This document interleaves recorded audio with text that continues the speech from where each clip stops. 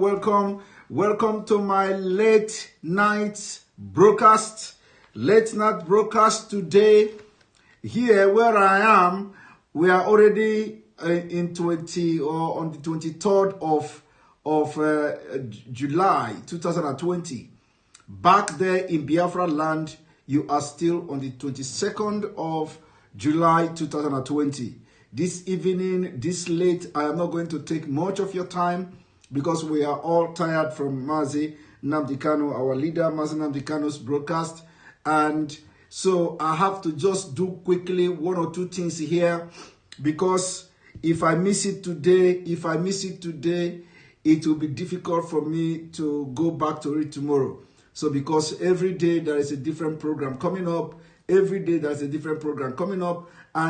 day a lot of things is happening in Nigeria. Things are happening and we need to be updating you and to tell you to know what is going on. Remember, the essence of this live broadcast and these videos we are doing is to enlighten you, for you to know that, first of all, Nigeria is not working.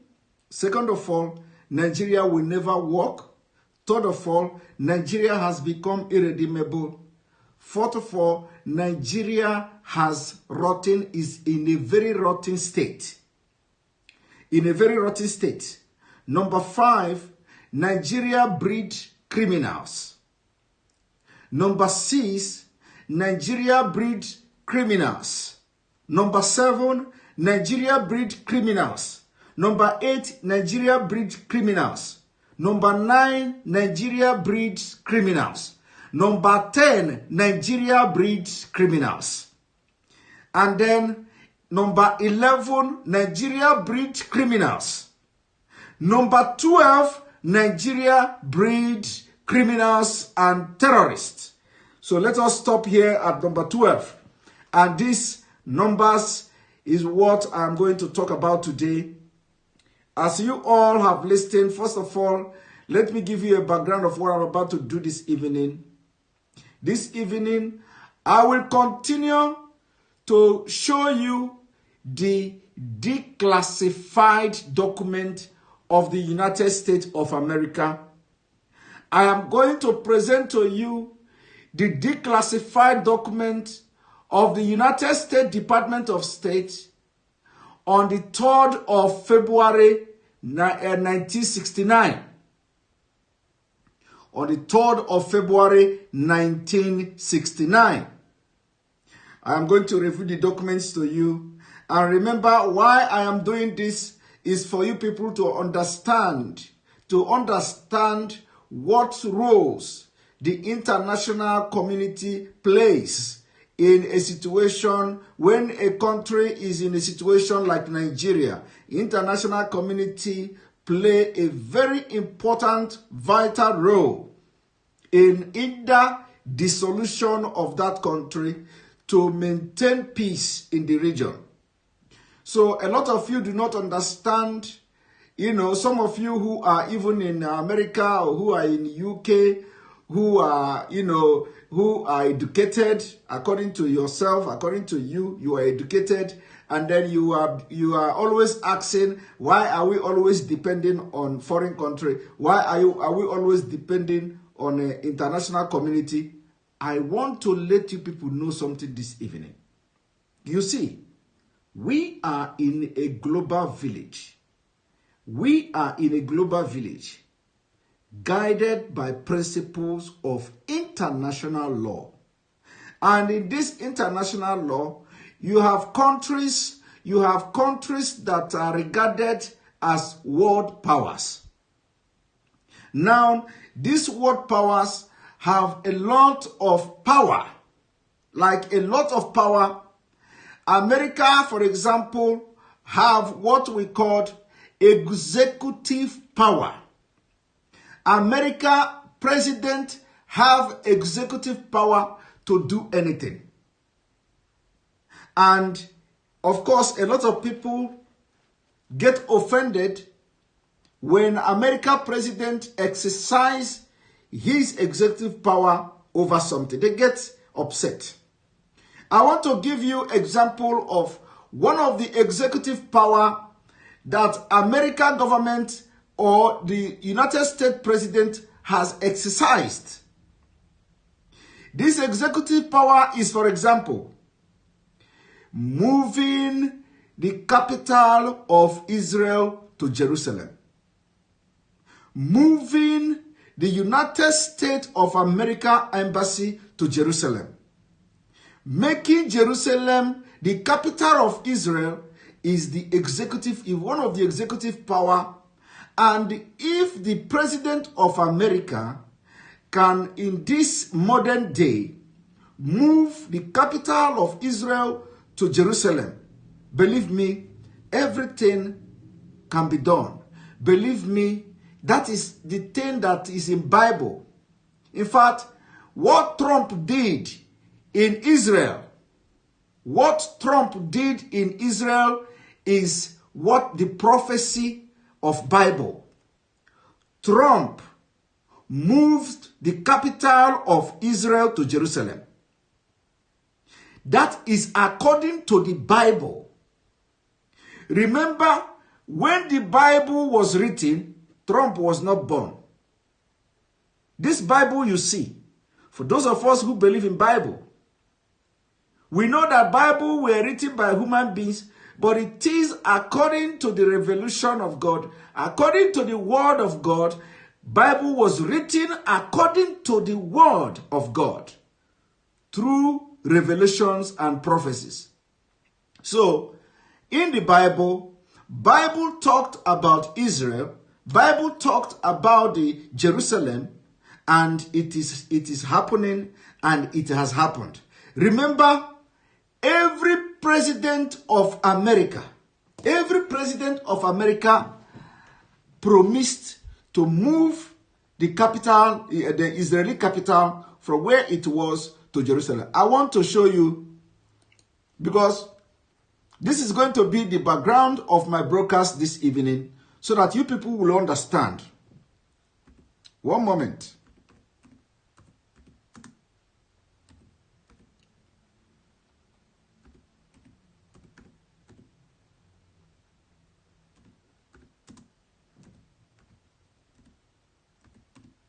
One moment.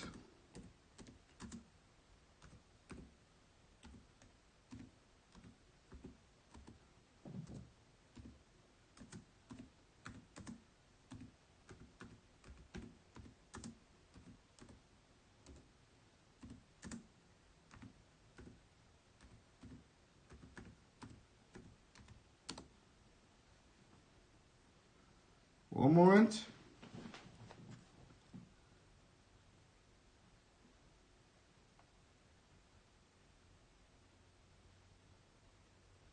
I want to show you, one moment.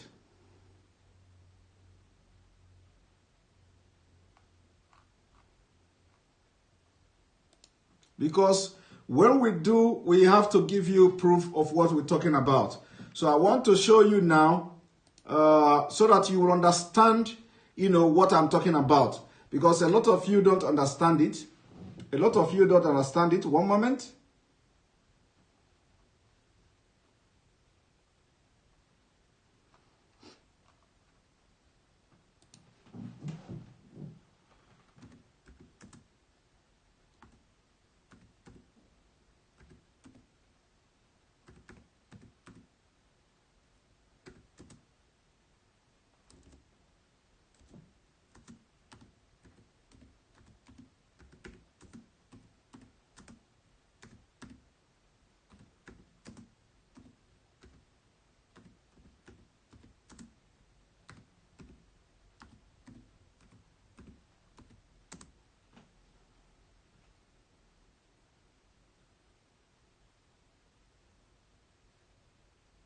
One moment.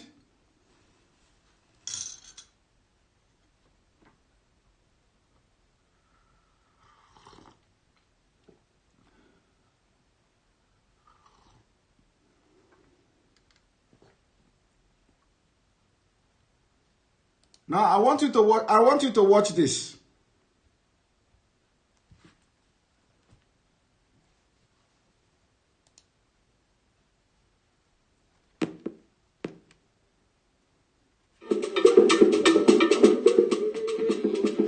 moment.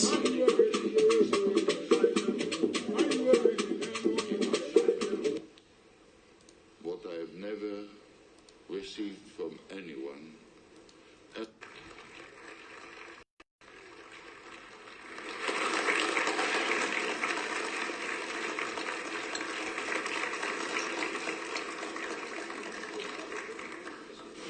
When I wrote to him that I am ready to take risk for peace,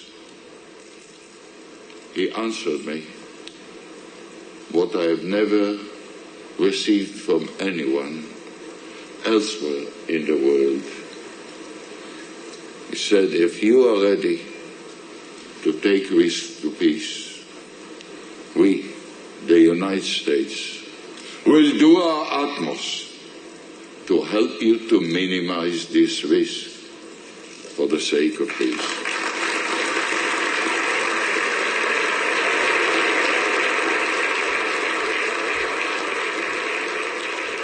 Your prize, and especially the fact that it is called after Prophet Isaiah.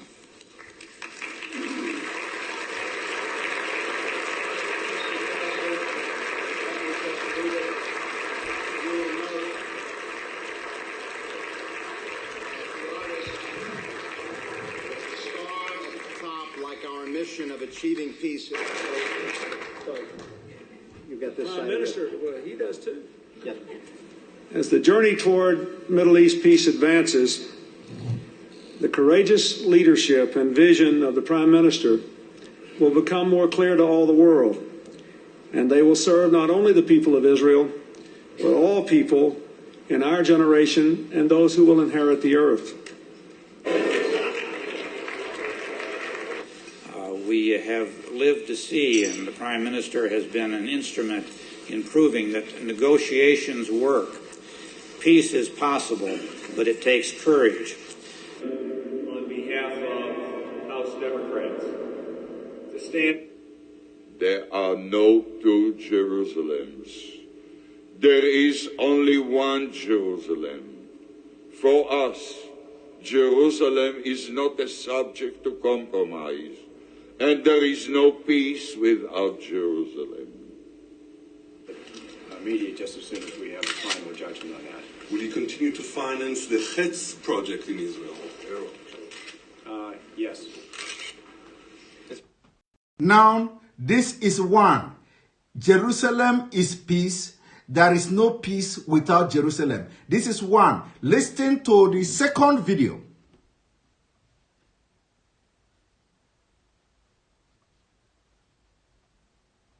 One moment.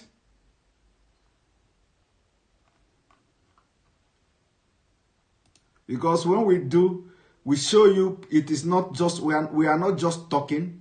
We show you the proof, and you can, you can begin to make something out of it. Now, I want you to also listen I continue to this. Say that Jerusalem will be the capital of Israel, and I have said that before, and I will say it again. And I also have said that it is important that we don't simply slice the city in half, but I've also said that that's a final status issue. That's an issue that has to be dealt with the parties involved, the Palestinians and the Israelis, and it's not the job of the United States to dictate the form in which that will take, but rather to support the efforts that are being made right now to resolve these very difficult issues that have a long history. Now, Obama, who is pro-Islam, Obama, who brought the Islamists in Nigeria today, is here telling you, or was here telling you, it is not America's responsibility to dictate. But from the beginning, he mentioned that Jerusalem is capital of Israel.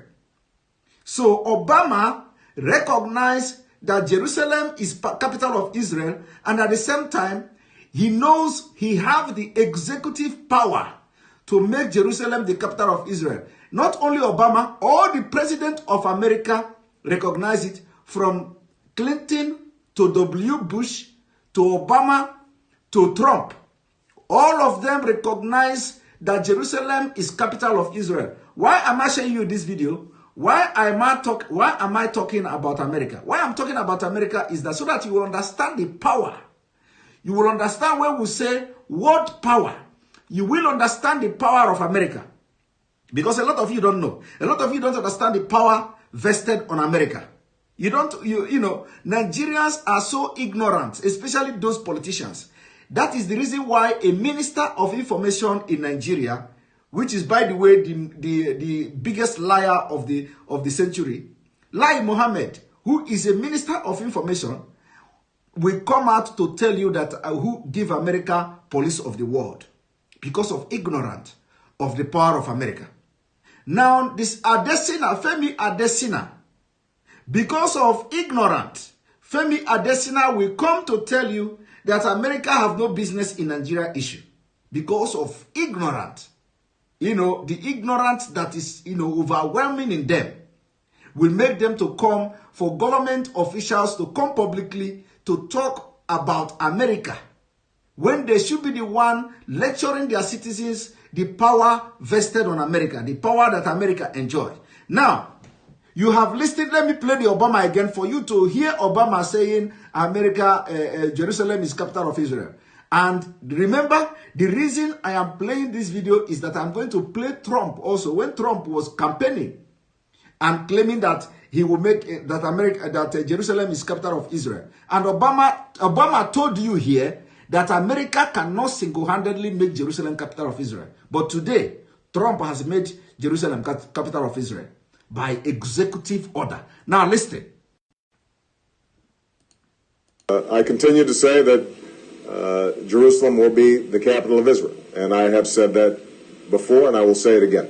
And I also have said that it is important that we don't simply slice the city in half, but I've also said that that's a final status issue. That's an issue that has to be dealt with the parties involved, the Palestinians and the Israelis, and it's not the job of the United States to dictate the form in which that will take, but rather to support the efforts that... Now, the difference between this political correctness of Obama is that he said it is not the American power to dictate, but the America will support. You see, the difference between Obama and Trump is that Trump did not recognize that it is not American power. Trump recognized his power as a president of the United States of America, and he made Jerusalem the capital of Israel. The thing that other presidents who were controlled by... I want to tell you something today. You see, do you know why Trump is very, very important when it comes to, global peace? Do you people know why? I want to tell you something today. You see, every president of America have their hand tied with what you call lobbyists. They have their hand tied with lobbyists who are being funded by multinational corporations. Lobbyists who are being funded by most powerful people, powerful organizations, and companies in the world. When a president of America, when America is electing their president, this multinational corporation pump millions of dollars into campaigns. I'm going to use Barack Obama as example. Barack Obama campaign were funded by different kind of group. They were funded by even Saudi Arabia. Barack Obama campaign were funded by different group, different corporation. So now, when Obama is elected the president, automatically his hand is tied. There are some decisions he cannot make. Even if he wants to make that decision, it will be influenced by the people that sponsors his campaign. It will be influenced by the lobbyists that this multinational corporation are paying to lobby the policy of Obama to favor whatever international policy that favors their business. So, ordinarily, Obama recognized the fact that Jerusalem should be the capital of Israel. But because of Obama's hand is tied with people who do not want Jerusalem to become the capital of Israel, and because they funded his campaign, and he can't do decision that will go against their interest. So for that reason, Obama only promised with mouth to do this and do that. He cannot do it because of the hand is tied. Now, what is the difference with Trump? This is what people should know. For people who call Trump white supremacist or whatever, listen to me. Trump have nobody funding his campaign. That is the difference. Trump have no multinational corporation funding his campaign. Trump have no lobbyists lobbying for the interest of this multinational corporation. That is why you see CNN don't want to hear Trump, because CNN is a product of this multinational corrupt corporation that are controlling the American president. Each president that comes to America, his hand will be tied to this multinational corporation, corrupt multinational corporation, and the policy of this government of that president will always tailored to favor this corporation and their businesses. That is why a lot of things is going on in America today. They are fighting against Trump because nobody is controlling Trump. And that is why Trump have used his executive power to make Jerusalem the capital of Israel. Why I'm not going to go into detail. One day, maybe I will bring one day to tell you details of what America is. Because when we are, I want you to understand when we are saying America, America, America, so that you people will understand the power of America. It is not just an ordinary saying. So now I have to go into, because if I begin to explain this America thing today, it will take because believe me, I have the information, it's very intact. So if I begin to dish out the information about America, probably all of you will not sleep again, because I believe me, you are going to enjoy it. Now, so I am not going to go into the America issue for now again, because what I want to do today is to tell you that no matter what, for those who are educated and they are still asking why are we relying on America, we have to rely on America. You see, believe me, why we have to rely on America is that America don't like terrorists. Nigeria is a terrorist country. We have to rely on America. Why we have to also rely on America is because America will do everything to restore peace in Africa, to restore peace in West Africa. So now, how do you restore peace in a country like Nigeria? Because when we are talking about restoring peace now, we are not talking about restoring peace in Nigeria alone. We are talking about restoring peace in West Africa, in the Sahel. When America is sending envoy, America don't send envoy to Nigeria. America send envoy to the Sahel. This Sahel now will be, looking after Nigeria and all the region there. You see it now, so it is not just, America will not just single out Nigeria and send envoy to Nigeria. No, the envoy will be deployed to the Sahel, which will now be supervising Nigeria and all the neighboring countries affected by this terrorists and all that. So, we have to understand the power of America. Now, before I go further, I want to show you something. Now, because remember I said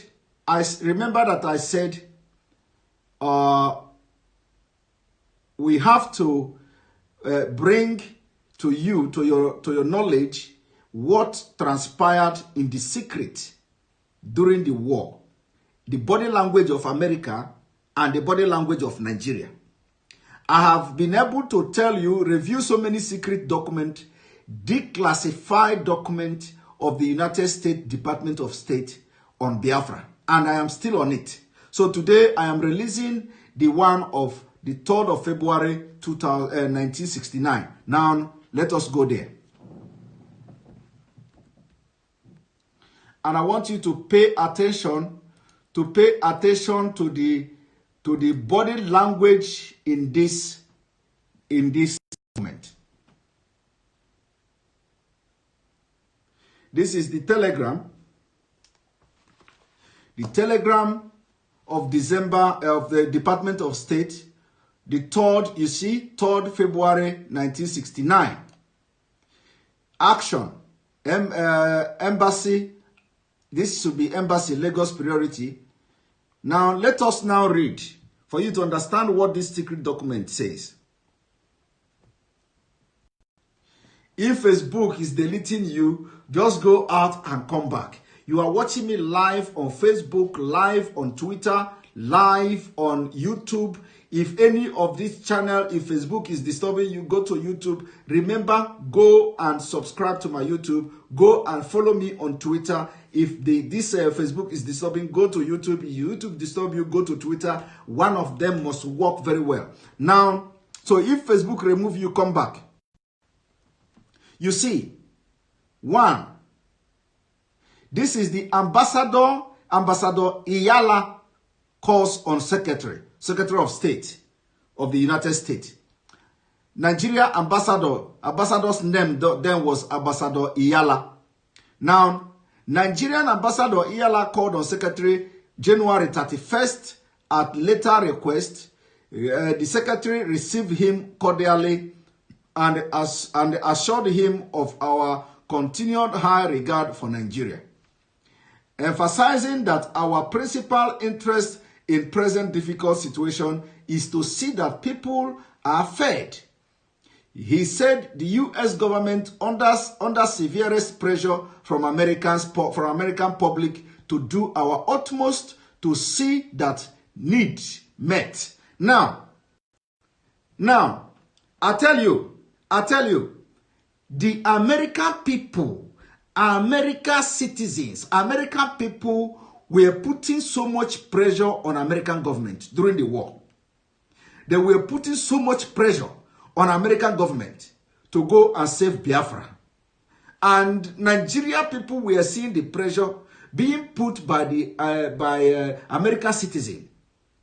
The Nigeria ambassador in America is there witnessing the pressure that American people were putting on American government. So, on that note, America in 1969 was hell-bent to come for aid of Biafra. And of course, it was with diplomacy.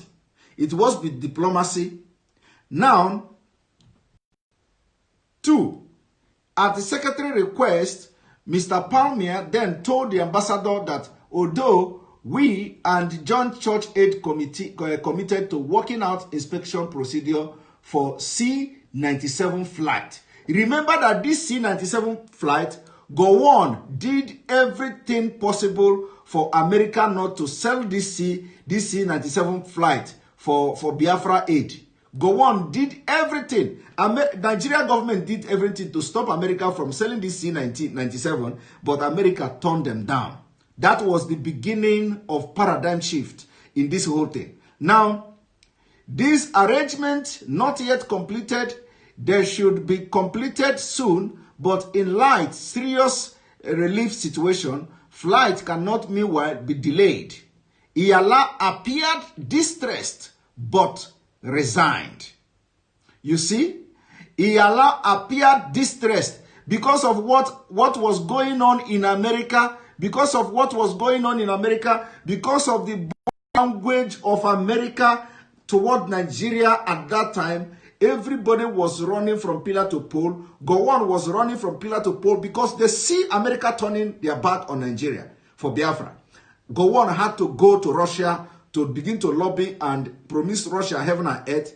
And even the ambassador of Nigeria in the United States, you read, this is that this ambassador called Iyala appeared distressed but resigned, emphasizing once more federal military government's concern that there be some control over private relief agency operation. He indicated federal military government realizes it cannot participate in inspection but wishes be sure U.S. government satisfied relief nature of cargoes. Now, number three.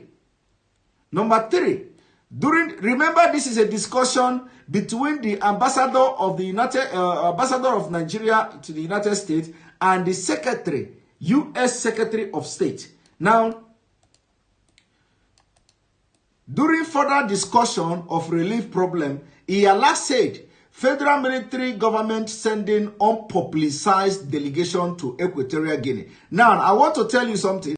How many of you remember that during the war, at a point, remember that the relief was coming from Equatorial Guinea to Biafra and all that. But at a point, Equatorial Guinea, the leadership of Equatorial Guinea, they begin to give problem. They don't want the flights to leave from their territory to Biafra anymore. So people did not know where the problem come from. People did not know why all of a sudden the president of Equatorial Guinea or the leadership of Equatorial Guinea all of a sudden, don't want the relief agency to take off from their land. They are demanding that they be compensated for it. They demanded that they be compensated for it. Do you know why the Equatorial Guinea all of a sudden demanded that they must be compensated before the flight it is taken off from their own land to Biafra? Do you know why? Because of these people they sent here. The ambassador informed the Secretary of State in America that further discussion relief problem, Iyala said the Nigeria federal military government sending unpublicized delegation to Equatorial Guinea. And this unpublicized delegation, they now went to Equatorial Guinea to lobby the government of Equatorial Guinea to stop them from flying from Equatorial Guinea to Biafra. But because they cannot completely turn they cannot completely turn these release agencies down, they decided that they have to be compensated.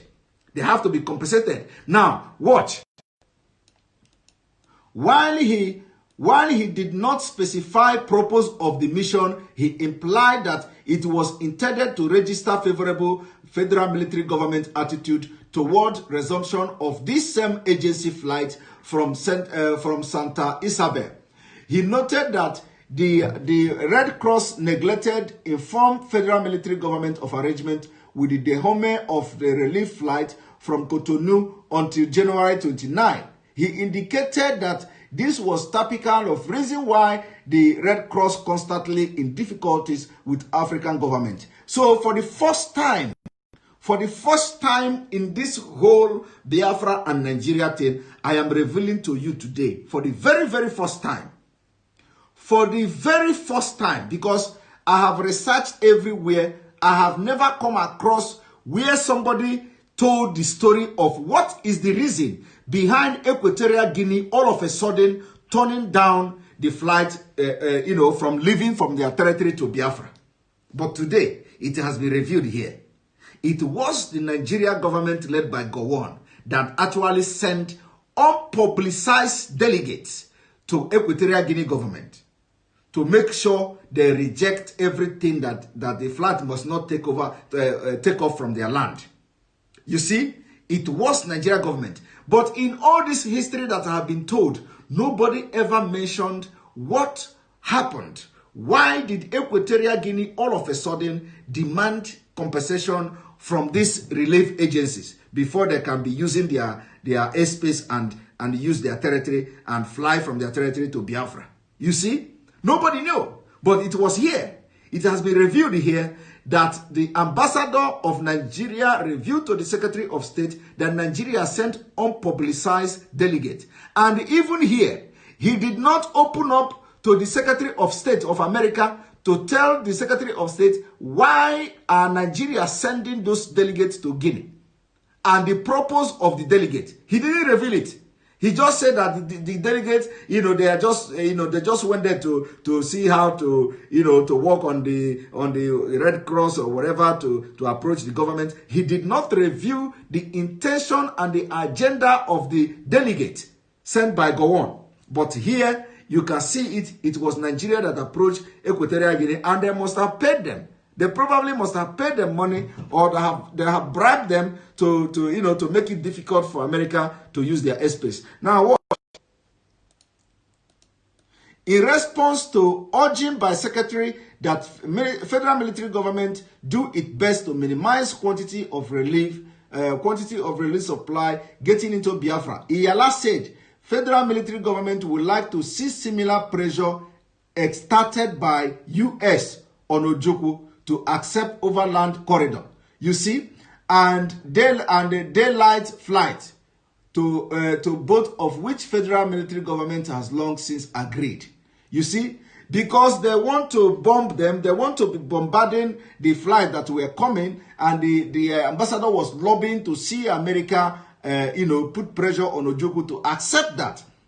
This observation not made with rancor, but in tone of a railed patient. 5. Undersecretary who was present then urged Iyala need for federal military government to be forthcoming in issuing visas promptly to needed relief expert, and extensive delay would be construed or obstructionism.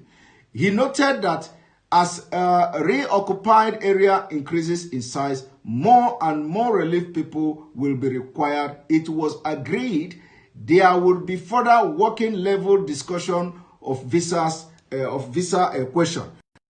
When you look at this, you find out the body language of America continue to change. That all the things that Nigeria did to not make them succeed in sending the relief, they turned them down. Remember, this was happening in 1969.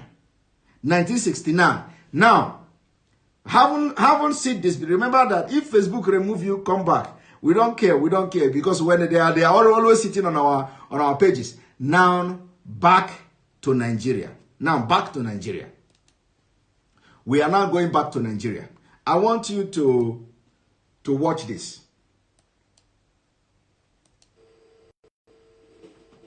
Well, Jonathan Adeson is my own junior brother. He's doing his job. I won't blame him. But he knows the reality on ground. All of us, when we go outside our villas, we know what is going on in the villages where we come from. Things are not normal there. He knows. He is a free citizen.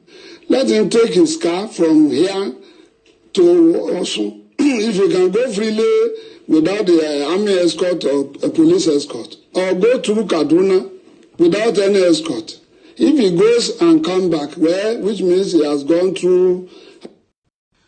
Our elder here is challenging Femi Adesina to take his car and drive to Osun and come back to Abuja. This is a very big challenge to Femi Adesina. Yoruba elder is challenging Femi Adesina.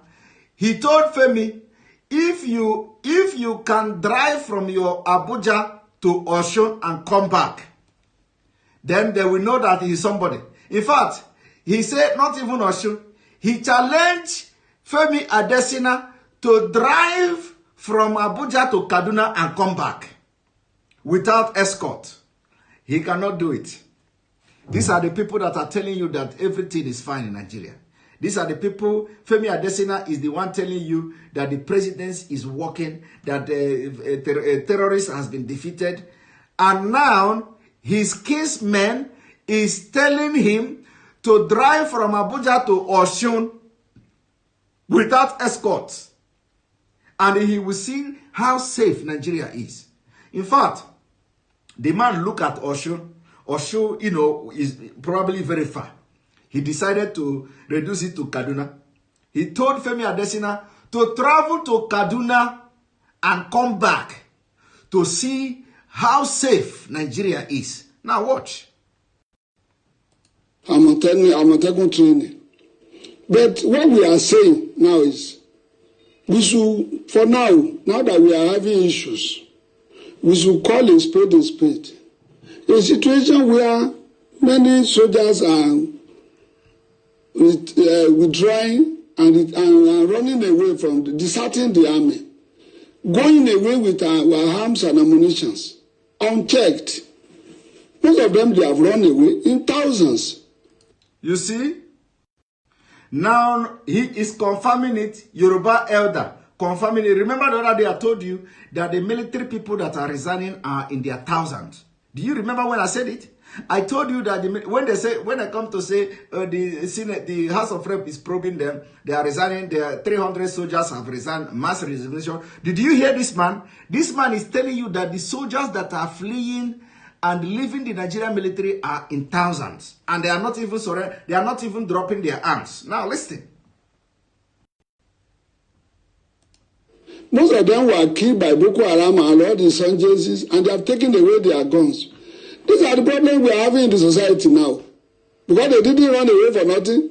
They are still using part of what they have taken away to humiliate us. Senator, I'm afraid we need to... Even in the night. We need to conclude on this one, Senator. My apologies on this, Senator. But quickly, Mr. Additional, are you going to take up the challenge? No, the Senator begged the question. The question was, does he know that the military was audited? But he begged the question. He went into extraneous issues. We all know that there are challenges in the country. Everybody has this. Everybody has this. There are challenges. But these challenges are being encountered, are being faced up front, and we will overcome. Femi Adesina dodging ordinary question. As usual. Femi Adesina dodging ordinary question of, are you taking up the challenge? Are you taking up the challenge of going to Abuja and coming back? Are you taking up the challenge of going to Osun State and coming back? Femi Adesina cannot take this challenge. Instead, he started talking story of how we know things are bad. Did you hear that? Now, listen. I agree that the challenges are enormous. They are daunting. But this is not the time to begin to throw stones and kick those who are confronting the challenges on behalf of the country.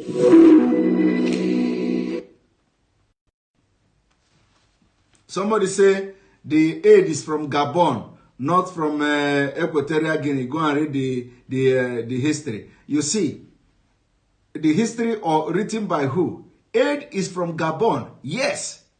Aid is from Gabon. Yes. The question is, did Equatorial Guinea, did their airspace, did the Red Cross use the Equatorial Guinea airspace? The answer is yes. So it is you that should go and read the history, because of course they have lied to you to think it is Gabon. It is Gabon alone. Yes, Gabon aid was coming from Gabon. In fact, Gabon supported Biafra. So this man, this Hausa man that commented now that go and read the history, this Salisu Umar saying it is Gabon. Yes, Gabon supported Biafra. But I'm telling you now about Equatorial Guinea. I am telling you about Equatorial Guinea. I am not telling you about Gabon. I am telling you about Equatorial Guinea, because Equatorial Guinea airspace were used as well. So go and check the history. But of course, what do you know? People in the south don't know history. Is it you that's going to know history? Is it you that went to Amajiri? You have opportunity to come to Facebook. If people that we should be telling you history are the southern Nigerians. What do you know? What do you know about Biafra? About Biafra war and the history? Now, as you can see, this is just yesterday. The same Boko Haram that they are releasing are now executing workers, aid workers, and as you can see, They are executing people. Remember, the people that was executed, this aid worker that was executed were captured. This aid worker you see that were executed were captured from Monguno. How many of you remember? They were captured from here. They were all captured from this.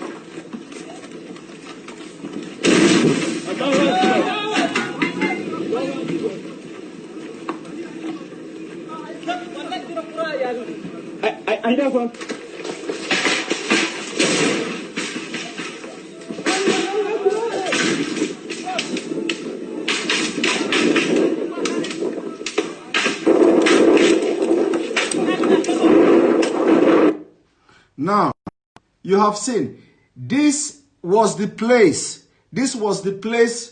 these people you see were abducted. All the people you see that were executed here now, they were all abducted from Munguno, from this Munguno, on the 13th day of June 2020. They abducted them from this Munguno and now they are executing them. Remember, we also told you not only this aid worker were abducted that day, they abducted even military men. Nigeria soldiers were abducted. Now, we are challenging Femi Adesina to travel from Abuja to Kaduna. Remember, these kinsmen told him that unless he has undergone Amotekon training, let me play it again so that you understand what is going on. The man told him unless he has undergone Amotekon training. Now listen.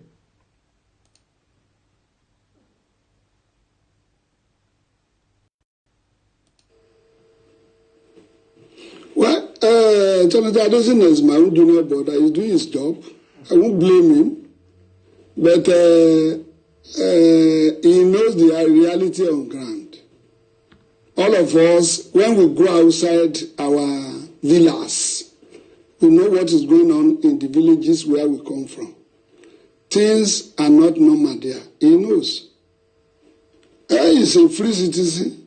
Let him take his car from here to Osun. If you can go freely without the army escort or a police escort, or go through Kaduna without any escort.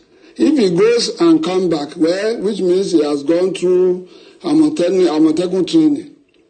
But what we are saying now is, we should, for now that we are having issues, we should call a spade a spade. A situation where many soldiers are withdrawing and running away from deserting the army. going away with our arms and ammunition, unchecked. Most of them, they have run away in thousands. Most of them were killed by Boko Haram and all the insurgencies, and they have taken away their guns. These are the problems we are having in the society now. Because they didn't run away for nothing, they are still using part of what they have taken away to humiliate us. Senator, I'm afraid we need to... Even in the night. We need to conclude on this one, Senator. Now you are about to get the biggest disappointment in your life. You are about to get the biggest disappointment for you to see the caliber of people that are parading themselves as aid to presidency, and they are the one giving. Now, listen to the question they want to ask Femi. They ask Femi, are you taking up the challenge? Simple question. Watch what Femi is going to answer. My apologies on this, Senator, but quickly, Mr. Additional, are you going to take up the challenge? No, the Senator begged the question. The question was, does he know that the military was audited? No, he begged the question. He went into extraneous issues. We all know that there are challenges in the country. Everybody agrees. Everybody agrees. There are challenges, but these challenges are being encountered, are being faced up front, and we will overcome. We will overcome. I agree that the challenges are enormous. They are daunting, but this is not the time to begin to throw stones and kick those who are confronting the challenges on behalf of the country. Now, you listen to that. They ask him ordinary question. Are you taking up the challenge? He started talking story. Instead of, yes, I will take up the challenge to prove that the presidency or the Nigeria security is now better. No, because he knows the truth. But he will come to lie. He cannot answer ordinary question.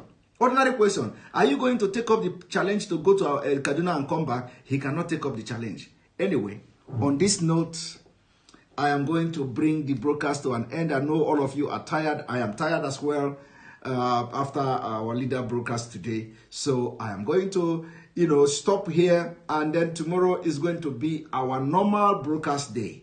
I am going to be here at exactly 7 p.m. Biafra time. 7 p.m. Biafra time. I will try everything possible because tomorrow I'm going to come loaded. So I will try everything possible to make sure my tomorrow broadcast or today broadcast from where I am now is going to be at exactly 7 p.m. But if I don't make it 7 p.m., at least it is going to be very, very early enough for a lot of you not to get tired. And because a lot of people are working, I am working tomorrow as well. So on this note, I will say thank you.